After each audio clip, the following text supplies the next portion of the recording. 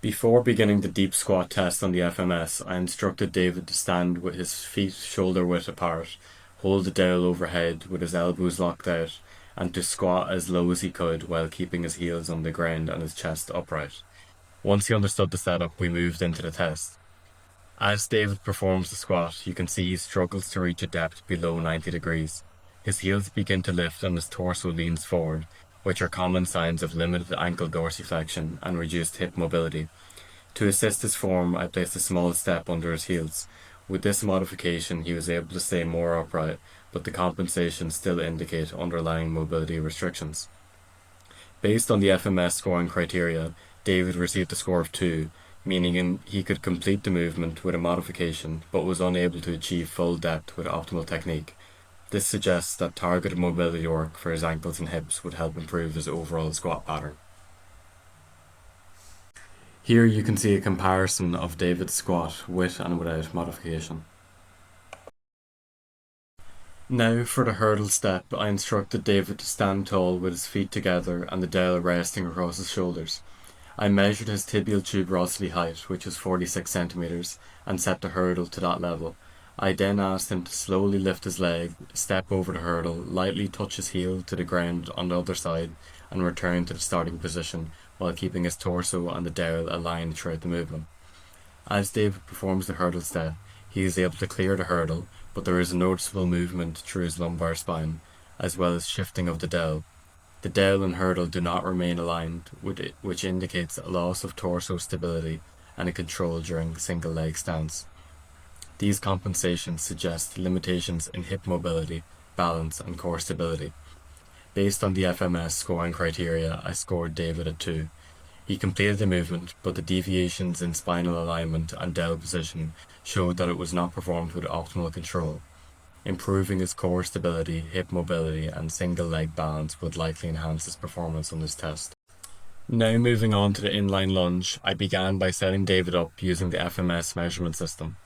From the previous measurement, I know his tibial tuberosity height is 46 centimeters, so I used that distance to position his feet in a straight line, one directly in front of the other.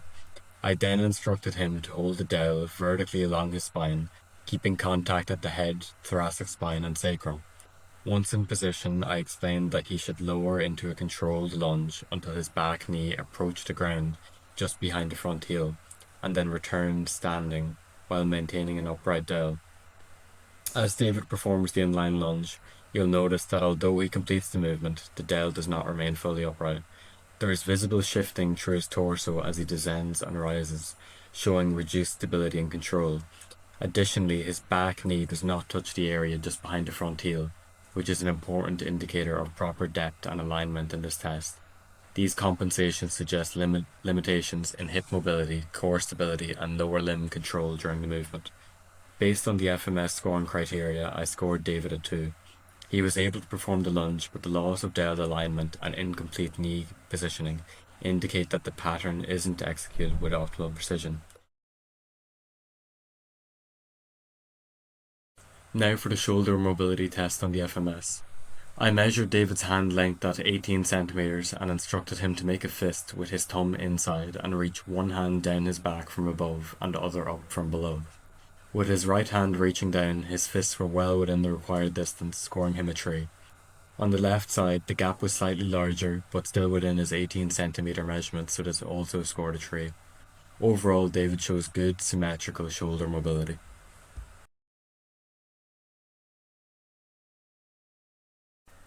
For the shoulder clearing test, I asked David to place his hand on the opposite shoulder and lift his elbow as high as he comfortably could. This screens for pain that may not appear during the shoulder mobility test. He performed this movement on both sides with no discomfort or pain reported. Because of that, his shoulder mobility scores remained valid and no modifications were needed. For the active straight leg raise, I positioned David lying on his back and instructed him to keep one leg flat while lifting the other as high as he could without letting his pelvis shift. For a score of 3, the malleolus of the raised leg must pass the mid-thigh of the opposite leg with no compensations.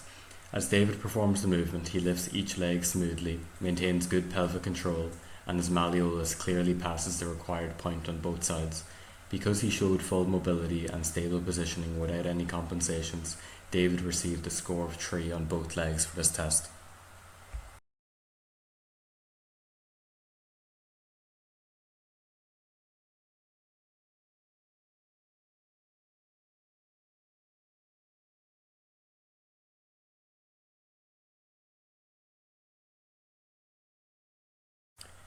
For the trunk stability push-up, I instructed David to lie face down, place his hands at forehead level, keep his legs together, and push up in one smooth motion without letting his hips drop.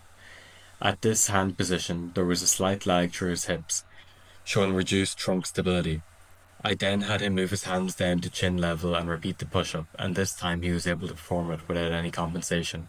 Because he couldn't maintain full stability at the required forehand position, David did not score a 3 on this test and instead scored a 2.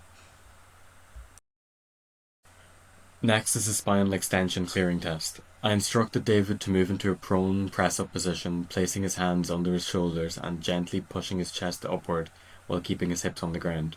The purpose of this test is to check whether spinal extension causes any discomfort that might affect the interpretation of the trunk stability push-up. As David performs the movement, he reports no pain or discomfort throughout his lower back. This means the trunk stability score remains valid and no clearing test modifications were required.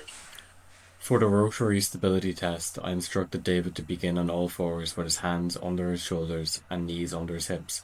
I asked him to lift the same side arm and leg at the same time, bring them together underneath his body, and then return to the starting position while keeping his spine stable.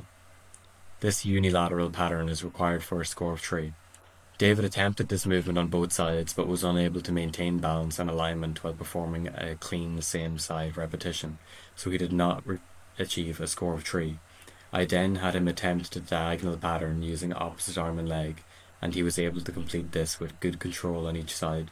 This shows that he has functional stability, but not at the higher level needed for a perfect unilateral score.